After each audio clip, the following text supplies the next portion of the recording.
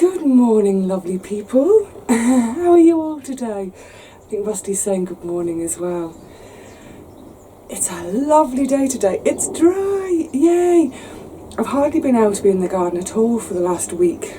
It's just raining all the time. Chilly, icy, yucky rain. But not today. And we are fast getting towards the end of December. But before the end of December, that just was because Rusty's just jumped up there. Buddy, there's nothing there for you. He's sitting there looking at me as if to say, give me food, give me food. There's a little bit here.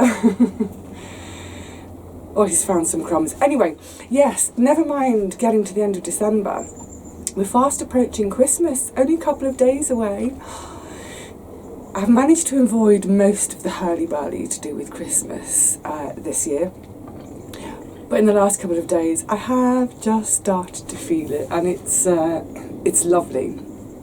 So one of my reasons for coming here today, apart from the fact that it's dry and fairly bright, although I think it's looking like it's clouding over now, was just because a bit of wanting to be outside before the weather turns again, but also I want to do a load of harvesting today. Yay! Flying cat. Are you alright, buddy? No, you just don't want to settle to anything, do you? He's got a filthy face. I kind of want to give it a bit of a clean, but I'm not a cat person, so I don't really know how to handle him. I never ever hold the cats, I just sort of pet them. I just don't think they particularly want to be held. Anyway, I digress. Yes, so a bit of harvesting today, because like I say, I think the weather's going to turn a little bit just after Christmas, so I'm going to grab a load of stuff. I'm probably going to harvest enough for 4 or 5 days. But also over the Christmas period, I've got a couple of occasions of cat bum in my face. I've got a couple of occasions of friends coming over for food, so I'll be harvesting a bit more for them. Plus, I think because I've got so much Cavolo Nero and I've still got a couple of big squash here, I'm going to collect those today and drop them off at one of our local churches that does lunches for homeless folk. The problem with a lot of food banks, I say problem, yeah, we've got a lot of food banks these days, and I just think it's shocking that people are having to rely on food banks. But there we go, let's not do politics. The problem with food banks is they want tinned and dried goods. So even if you want to share your fresh veggies, it's hard to find somewhere to do that. But if you want to share, and we'll all try to share, check out things like your local community centre, your library, your churches. Generally, somewhere in your area, someone will be running what we think of as a soup kitchen. Although that seems such a derogatory term these days, doesn't it? But yeah, check it out. See if there is somewhere in your neighbourhood that will take fresh veggies in the morning for them to cook for beautiful fresh lunches during the daytime. And this isn't just a Christmas thing, this is an every single day thing. So likewise, in the height of summer, if you find you're getting a glut of something, and courgettes especially, you know, if you can't give them away anymore, find somewhere local that makes lunches for either the homeless, or some places do sort of like drop-in lunches for the elderly, which I think are a fantastic idea, because one of the huge problems for a lot of our older community is isolation. They're at home indoors on their own so much, so these sort of drop-in lunches are great. It's a decent cooked meal because they may not be feeding themselves very well living alone at home. They may not be able to manage pans and things like that anymore, so they may be living on cold stuff. So it's a nice hot meal, but also it's just a chance to be with other folk. Not just other folk their age, but the younger folk who are the volunteers. Anyway, so that's the main task of today. I'll probably find a few little bits and bobs of other jobs to do too. I'm not really sure. It's one of those days where I've just come. I've come without a plan. I've come without a list, apart from my food shopping list. Just gonna wing it, chill, enjoy being here. Right, time to get the trug out. Oh, and the fork for the carrots. And the secateurs for snipping some brassicas. Oh, come on, let's go harvesting. I don't know if you remember, when I took my nets off, I discovered I'd got a random calabrese in here, which I harvested from, but as normal, I didn't basically take the whole plant out, because after harvesting a main head, one always gets these lovely little side shoots coming. Plus the leaves are good to eat. Is that another one down in there? Oh yes, some lovely little sprouting tops to go with either my Christmas lunch or another lunch, whenever. Yum, yum, yum, yum, yum. Only little, but look, that and a bit of cabbage. That's good for a meal for one. Lovely. I've had my eye on this one for a little while, so yeah, I think today is the day. I could do with a knife, not the secateurs, but there we go. Oh, yeah, that'll do me. And I think, let me just fling that over there a second. These ones down here, absolutely massive by the wind. It's a teeny tiny head, but I'm going to have that one away too. I don't mind things varying in sizes, whoopsie, between sort of like really large and really little, because sometimes if I'm just literally making one portion of something for myself, something little, perfect. But then if something comes up giant, I can either make loads and loads and loads of portions for myself and put them in the freezer, or feed my friends. Yay! Good, I think that will do with the cabbages. Let's go and grab some kale.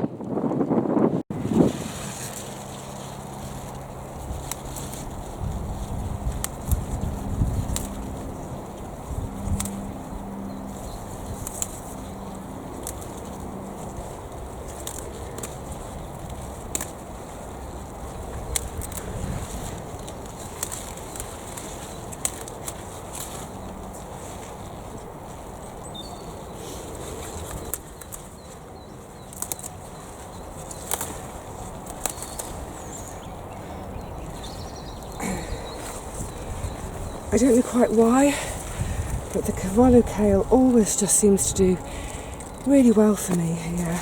Oh, it's gorgeous stuff. So a few leaves from each plant.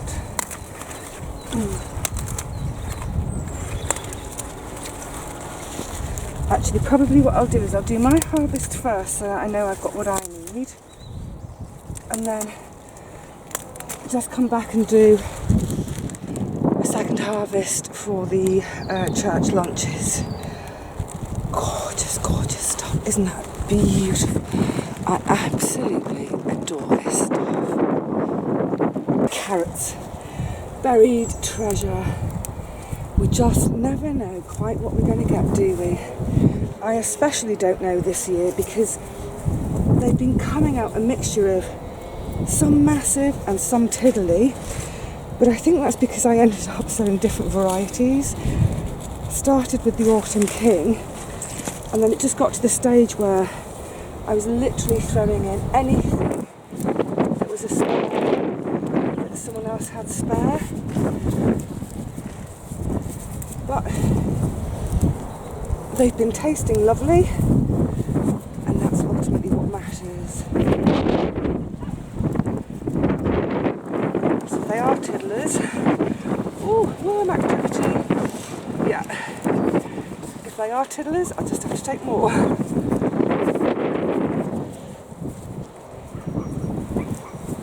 Oh, yes.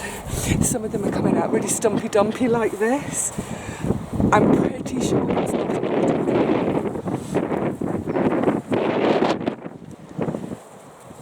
yeah. Oh, let's get the fork in again. Yeah, let's go for the Whopper. Whenever I get excited about big ones like this, I have to remind myself that it may be all fur coated knickers. Here goes nothing. Oh la la. Right, let's just get the tillers out of the way. These are obviously all those third, fourth sowings.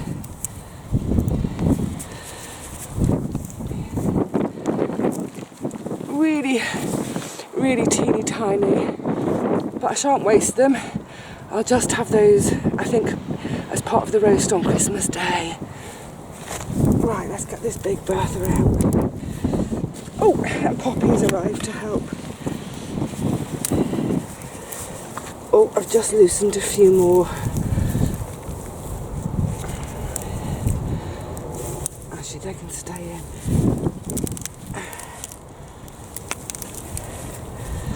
Crikey.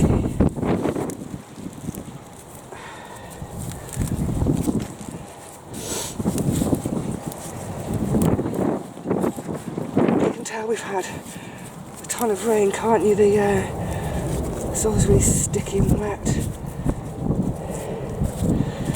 Well, that's a Whopper. I think that one, yeah, that will happily do me for masses of soup. Yeah, I'll save the little tender ones for roasting, and that one can make up a massive batch of soup. Yay! I keep forgetting to take off my sprout tops, as folk have suggested. So yeah, that's another gorgeous little feed. I'll have a couple, I think. And now hopefully it might encourage the sprouts to do something. I mean, they're tiny still. Good grief. Good grief. Yeah, one more. Can't resist. One more little head.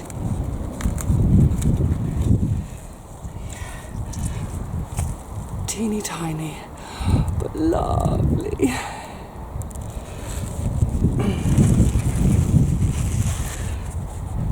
Okay, celery and celeriac next.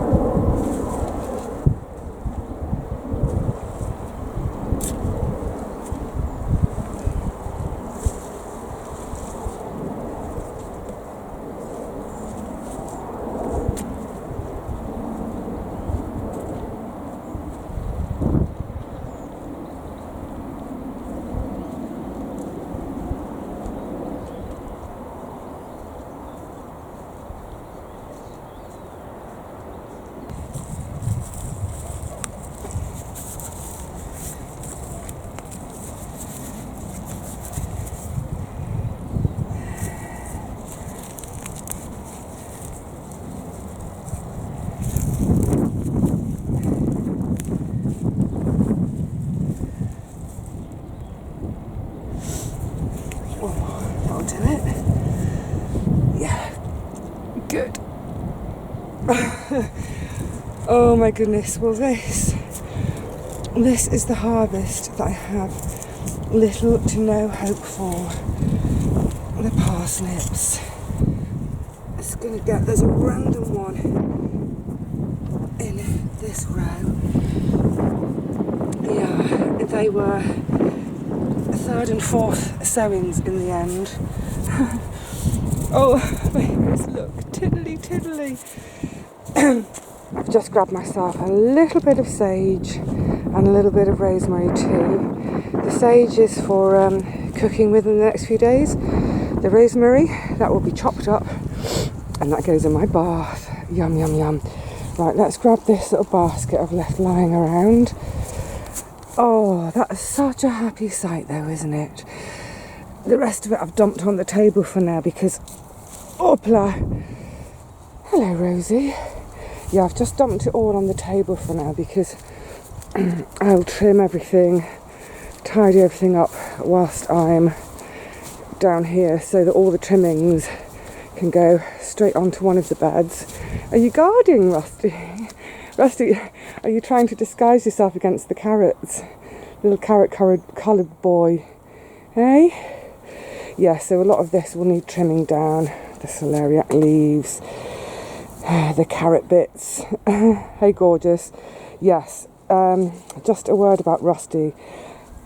I'm a bit concerned about him, to be honest, because his face is mucky. In the darkness of the shed, I couldn't quite see properly. It looks like he's had a fight of some sort. But what's concerning me is I went to give him some nibbles, and as he went to bite, he sort of jumped backwards and hissed. So I'm really concerned that he's hurt his mouth. Either lost a tooth or he's been scratched in there and it's got an infection, so it's really, really sore for him. He's looking a bit of a mess. So I'm going to try and get in touch with, well, one of the women down here knows his owner. So, yeah, hopefully he'll be okay and can get sorted. But poor little man is definitely out of sorts today, aren't you, Rusty, buddy?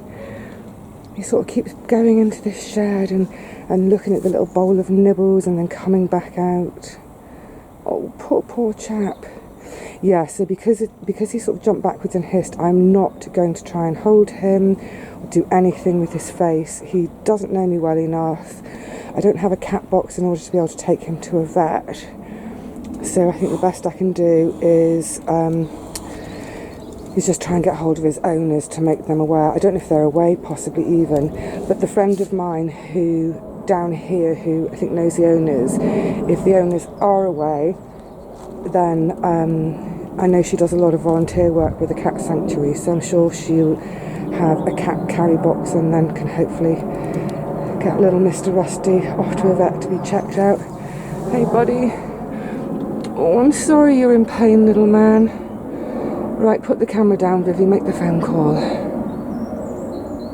The other bit of harvesting I need to do today is to get some of my onions home, some whites, and I would probably, oh, they're such a beautiful colour, aren't they? I should probably get some of my reds away today too. Actually, while we're on the subject, let me sit down and have a chat properly. That's better. What I was going to say when I was just looking at my onions, then deciding which to take home, is it's really, really good, important. I was just looking at my onions are up there as well, thinking, oh, maybe they'll come home. Digress.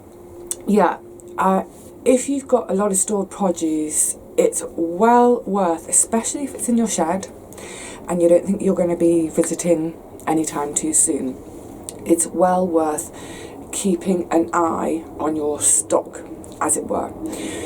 So once we get into winter, I generally, at least once a week, well, I say at least, but about once a week, sometimes maybe once a fortnight, I like to go just have a bit of a look at all my stored produce, both here and at home.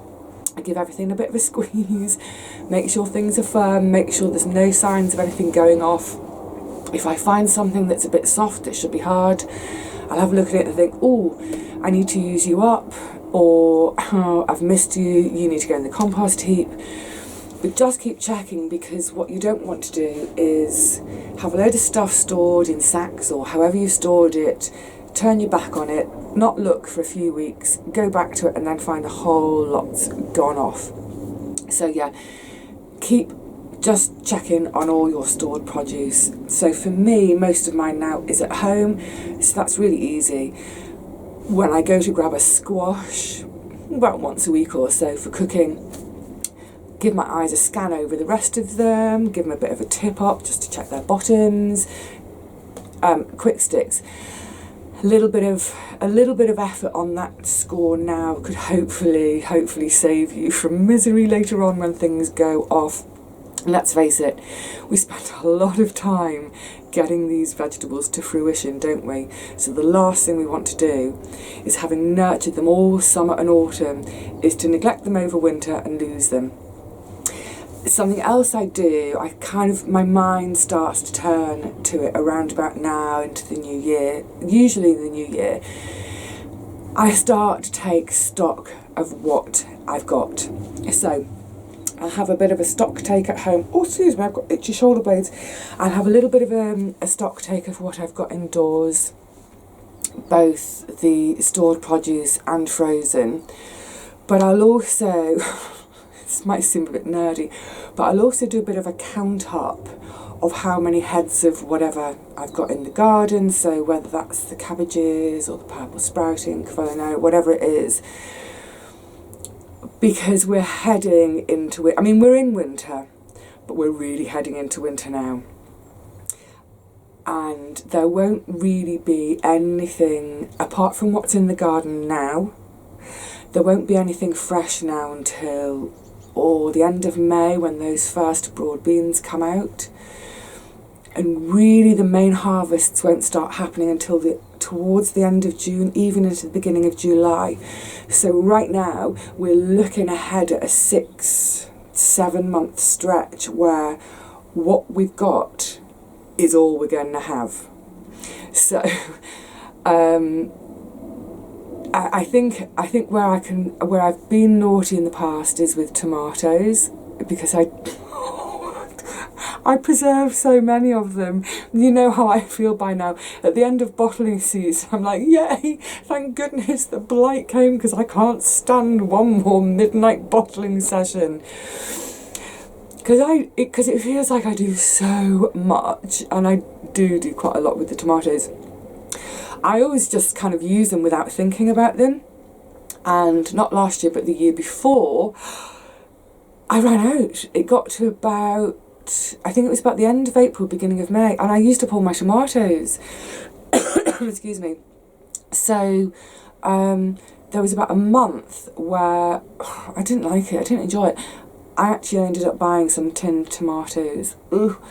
Anyway, so yeah, that's what I'm doing at this time of year as well, is just checking over all my stored produce, make sure it's storing well, getting on top of any little problems that might be starting so they don't become a big problem, doing a bit of a stock take in the garden and at home. And I'm sure that will, I'm sure that what came up this year will keep me going until June, I hope. So, there we have it. I've got my little Christmas harvest ready.